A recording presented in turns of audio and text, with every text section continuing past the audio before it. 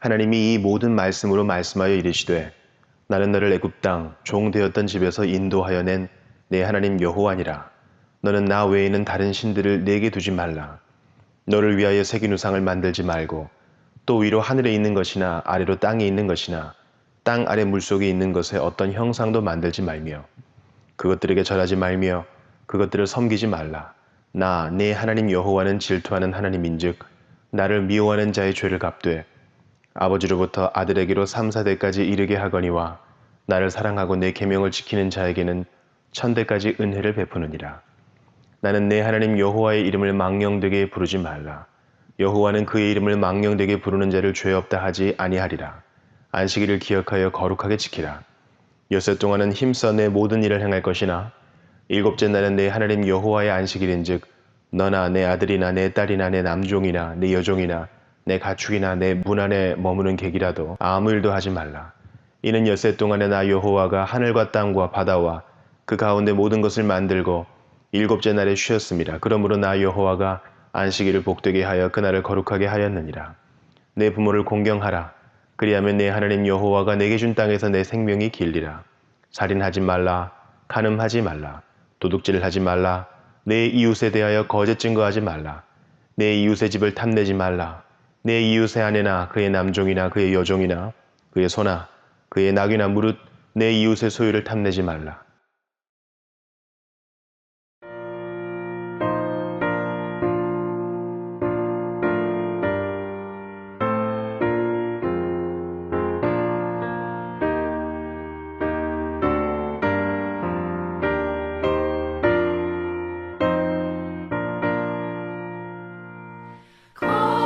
거룩한 주님께 예배를 드리세.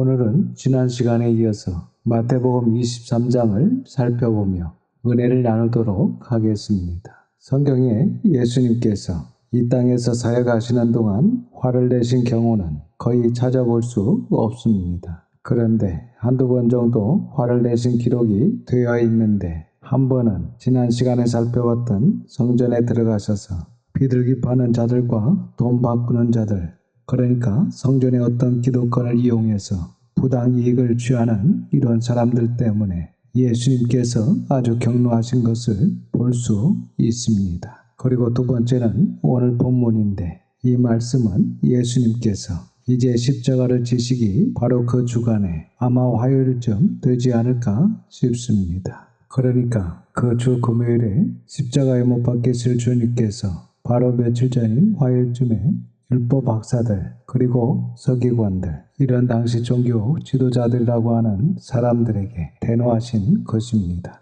먼저 23장 1절부터 12절까지는 당시 유대 종교 지도자들의 위선에 대한 책망의 말씀이 나옵니다. 즉 위선자가 되지 않도록 하는 교훈의 말씀으로, 이 위선자라고 하는 말은 선한 것처럼 위장을 한 그런 뜻입니다. 그러니까 선하지도 않으면서 선한 척, 경건하지도 않으면서 경건한 척, 또한 신령하지 않으면서 신령한 척 하는 것을 말하는 것입니다. 1절과 2절입니다. 같이 읽겠습니다. 이에 예수께서 무리와 제자들에게 말씀하여 이르시되, 서기관들과 바리새인들이 모세의 자리에 앉았으니.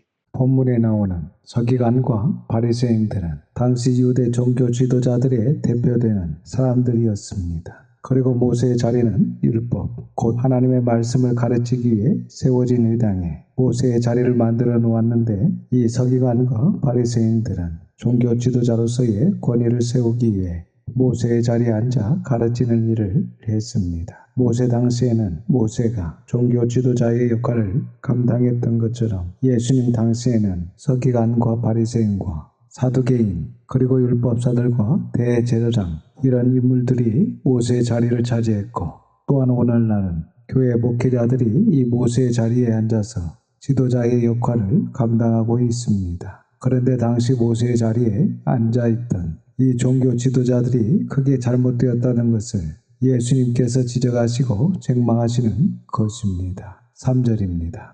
그러므로 무엇이든지 그들이 말하는 말은 행하고 지키되 그들이 하는 행위는 본받지 말라. 그들은 말만 하고 행하지 아니하며.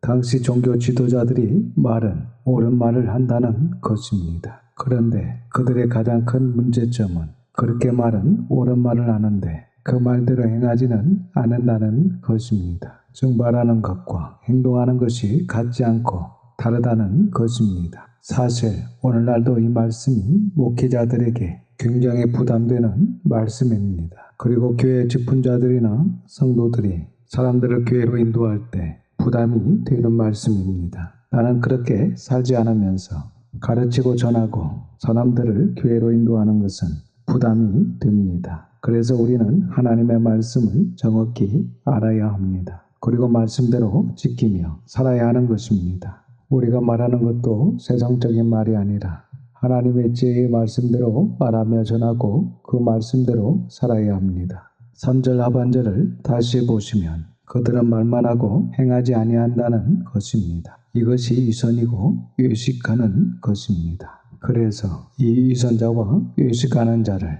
헬라어 언어를 보면 히포크리시스, 즉 가면을 쓴 자라는 뜻입니다. 그래서 그들은 가면을 쓰고 있는 자들이라는 것입니다. 말만 하고 행하지 아니한다는 것입니다. 선한 척, 경건한 척, 신령한 척, 이런 죄에 빠져서는 안 된다는 것입니다. 이런 말씀을 보면 모세의 자리 그리고 지도자의 자리, 어떤 선생의 자리에 올라갈 수 있는 사람이 그렇게 많지 않다는 것을 느낄 수 있습니다. 왜냐하면 말하는 것과 행동하는 것이 어느 정도 일치를 해야 됩니다. 그렇지 않으면 위선자가 되어 하나님의 큰 심판, 메이저급 심판을 받게 되기 때문입니다. 4절과 5절입니다.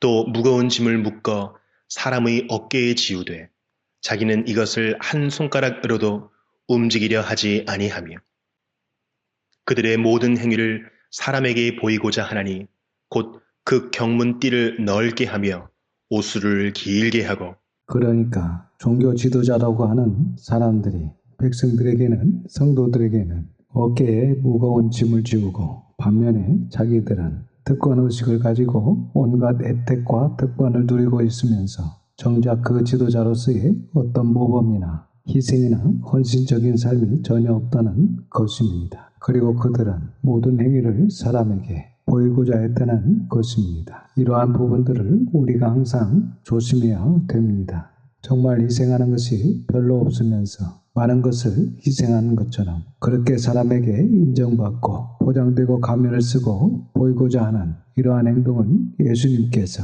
너무 싫어하시는 것임을 우리는 본문을 통해서 알 수 있습니다. 5절 중반절을 계속해서 보시면 그들이 어떻게 했든지 구체적으로 말씀하고 있습니다. 즉 그들은 그 경문띠를 덮게 하며 라는 이 말씀은 신명기 6장 5절 이하를 보면 쇠마의 말씀이 나오는데 이 쇠마의 말씀 이후에 하나님께서 그 쇠마의 말씀을 내 손목에 매어 기호를 삼으며 내 미간에 붙여 뼈를 삼아라 이렇게 말씀하셨습니다. 그래서 이 말씀을 유대인들이 지키기 위해서 만든 것이 바로 예수님께서 지금 말씀하시고 계시는 이 경문띠라는 것입니다. 그래서 유대인들은 쇠마의 말씀을 양피지에 적어서 그 종이를 조그마한 상자에 넣어 가죽끈을 이용해서 하나는 왼팔 안쪽에 가죽끈으로 감싸서 심장에 대게 하고 또 하나는 이마 정수리에 부착을 하고 다녔습니다. 그런데 예수님 당시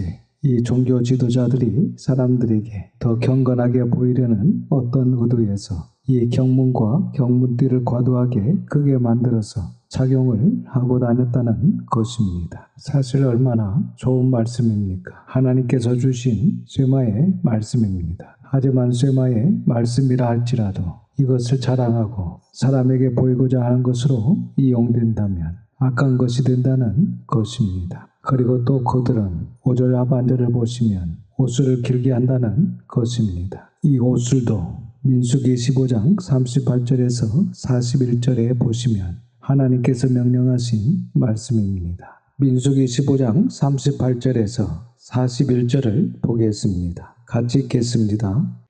이스라엘 자손에게 명령하여 대대로 그들의 옷단 귀에 술을 만들고 청색끈을 그 귀의 술에 더하라. 이 술은 너희가 보고 여호와의 모든 계명을 기억하여 준행하고 너희를 방종하게 하는 자신의 마음과 눈의 욕심을 따라 음행하지 않게 하기 위함이라. 그리하여 너희가 내 모든 계명을 기억하고 행하면 너희의 하나님 앞에 거룩하리라. 나는 여호와 너희 하나님이라. 나는 너희의 하나님이 되려고 너희를 애굽 땅에서 인도해 내었느니라. 나는 여호와 너희의 하나님이니라. 이렇게 옷단 끝에 다는 이 옷술은 하나의 방울 같은 것인데 이것은 과시욕이 아니었습니다. 하나님께서 이것을 매달도록 하신 목적은 민수기 15장 39절에서 분명히 말씀하시고 계십니다. 바로 이 술은 너희가 보고 여호와의 모든 계명을 기억하여 준행하고 너희를 방종하게 하는 자신의 마음과 눈의 욕심을 따라 음행하지 않게 하기 위해서 이 옷술을 달도록 하셨다는 것입니다. 그러니까 일상적인 삶 가운데 하나님의 말씀을 잊어버리고 살다가 우리의 이웃이 그리고 우리의 가족이 그 옷단 끝에 매달아 놓은 옷술을 보면 아, 내가 하나님의 계명을 놓치고 있었구나. 맞아, 하나님의 계명을 기억하고 그리고 그 계명을 준행해야지. 이렇게 하기 위해서, 즉 기억나도록 하기 위해서 옷술을 달도록 하셨다는 것입니다. 그리고 40절을 보시면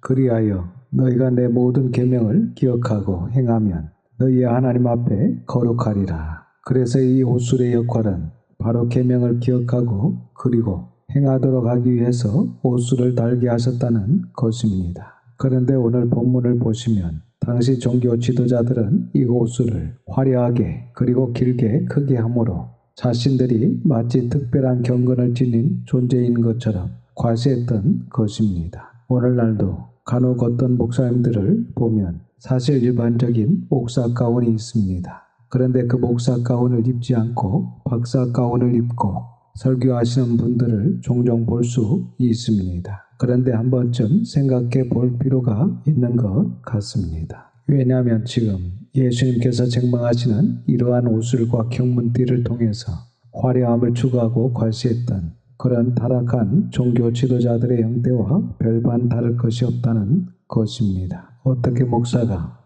박사가운을 입고 강대상에서 성례를 집례하고 성찬식을 인도하고 세례를 주고 예배를 인도할 수 있습니까? 그러니까 하나님의 일을 한다고 하면서 역시 포기하지 못하고 여전히 사람의 일을 하고 있는 그것이 더 나쁜 것입니다. 그래서 지금 유대인들이 하나님께서 말씀하시는 것을 가지고 이렇게 하고 있는 것에 대해 예수님께서 더 강하게 질책하시고 책망하시는 말씀을 잘 새겨 들어야 할 것입니다. 계속해서 6절에서 8절입니다.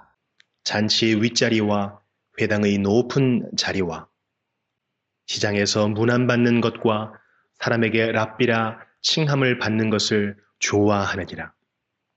그러나 너희는 랍비라 칭함을 받지 말라. 너희 선생은 하나요. 너희는 다 형제니라.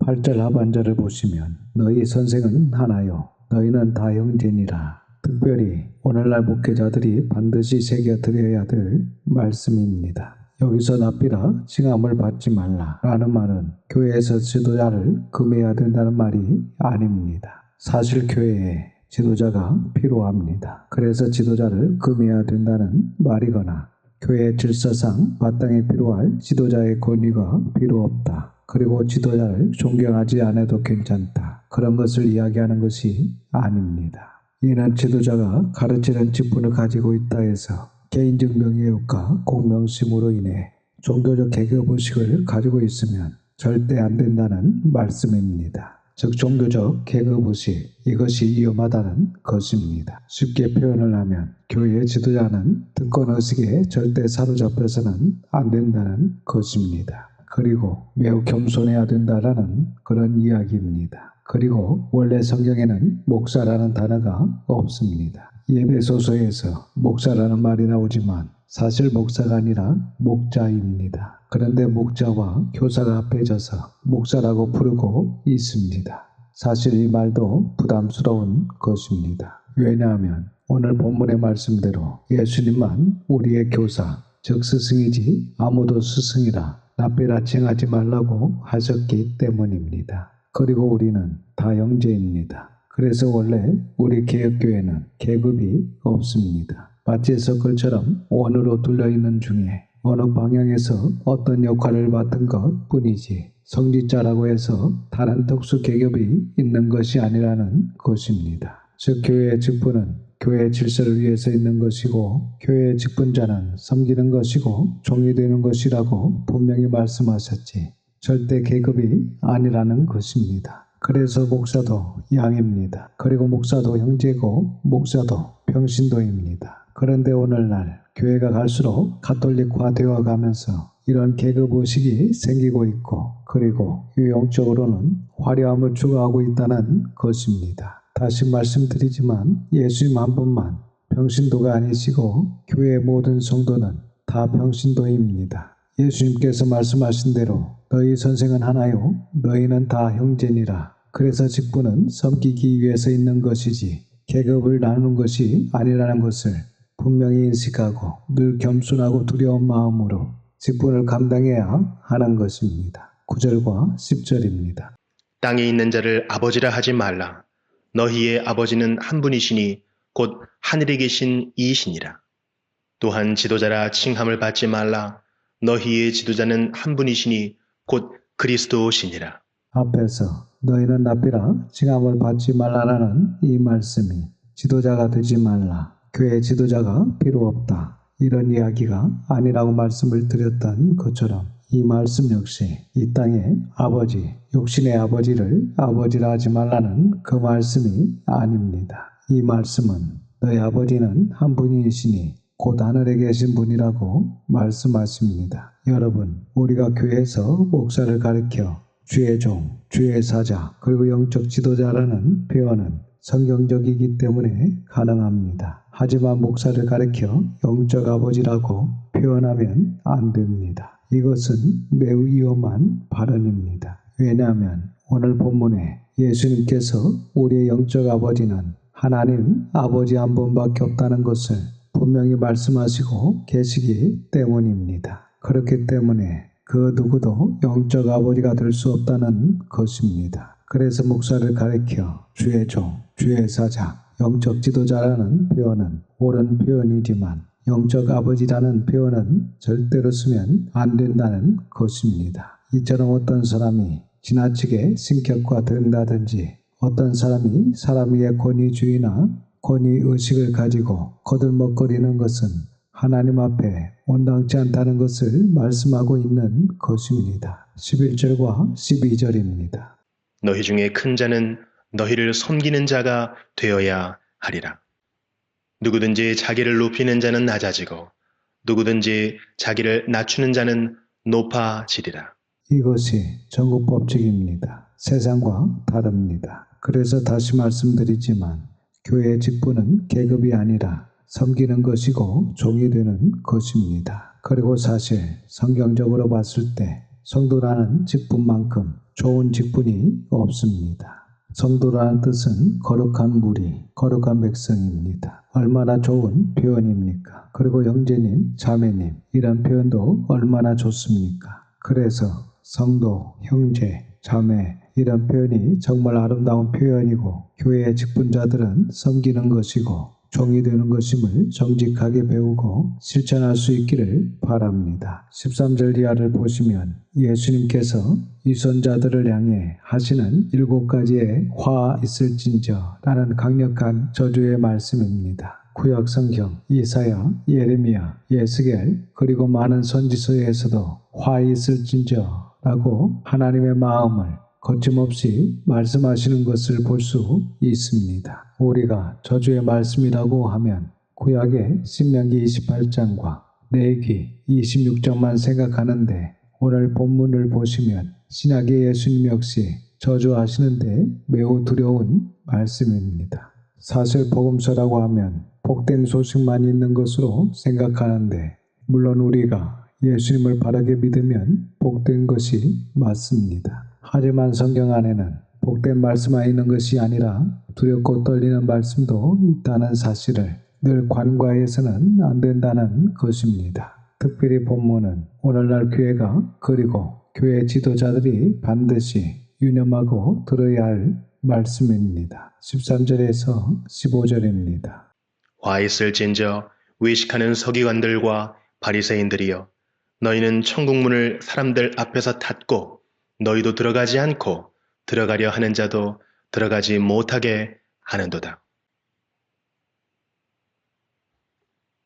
화 있을진저 외식하는 서기관들과 바리새인들이여 너희는 교인 한 사람을 얻기 위하여 바다와 육지를 두루 다니다가 생기면 너희보다 배나 더 지옥 자식이 되게 하는도다. 정말 두려운 말씀입니다. 교회 지도자라는 사람들이 전국에 자기들도 안 들어가고 남도 못 들어가게 한다는 것입니다. 그리고 또 교회까지는 데려다 놓고 바르게 안 가르치고 엉터리로 가르친다면 이것은 정말 자기들보다 배나 더 지옥 자식이 되게 만들어 버린다는 것입니다. 왜냐하면 교회에 아직 나오지 않은 사람은 그래도 아직까지는 잘못 배운 것이 없으니까 잘 배울 수 있는 기회가 있는데 이미 잘못 배워버리면 안 배운 만도 못하다는 것입니다. 그래서 한번 잘못 배운 사람은 거의 새로 잘 배우기가 어렵습니다. 특히 진리에 속한 이런 문제는 한번 잘못 배워버리면 다른 것은 잘 받아들이지 못합니다. 그러니까 당시 이 바리새인들의 잘못된 교훈에 굳어버린 사람들은 예수님께서 오셔서 진리하시는 이 진리의 말씀을 못 받아들이는 것입니다. 그래서 예수님이라 할지라도 이 제사장들과 서기관, 바리새인들을 회개시키지 못하신 것입니다. 지금도 마찬가지입니다. 뭘 하나 잘못 배워서 그 상태로 굳어버리면 여간에서는 잘 고치지 못하는 것입니다. 16절과 17절입니다. 화 있을진저 눈먼 인도자여 너희가 말하되 누구든지 성전으로 맹세하면 아무 일 없거니와 성전에 금으로 맹세하면 지킬지라 하는도다. 어리석은 맹인들이여 어느 것이 크냐 그 금이냐? 그 금을 거룩하게 하는 성전이냐? 이 말씀의 뜻은 성전으로 맹세한 것은 지키지 않아도 괜찮다. 이렇게 말하고 반면에 성전의 금으로 맹세하면 반드시 지켜야 한다. 이렇게 했다는 것입니다. 그러니까 오늘날로 말하면 꼭 재정이나 확충할 목적으로 교훈을 베풀었다는 것입니다. 한마디로 성전보다 금이 더 중요하다는 것입니다. 정말 어리석은 짓을 하는 것입니다. 18절에서 22절입니다. 너희가 또 이르되 누구든지 제단으로 맹세하면 아무 일 없거니와 그 위에 있는 예물로 맹세하면 지킬지라 하는도다. 맹인들이여 어느 것이 크냐? 그 예물이냐? 그 예물을 거룩하게 하는 제단이냐? 그러므로 제단으로 맹세하는 자는 제단과 그 위에 있는 모든 것으로 맹세함이요.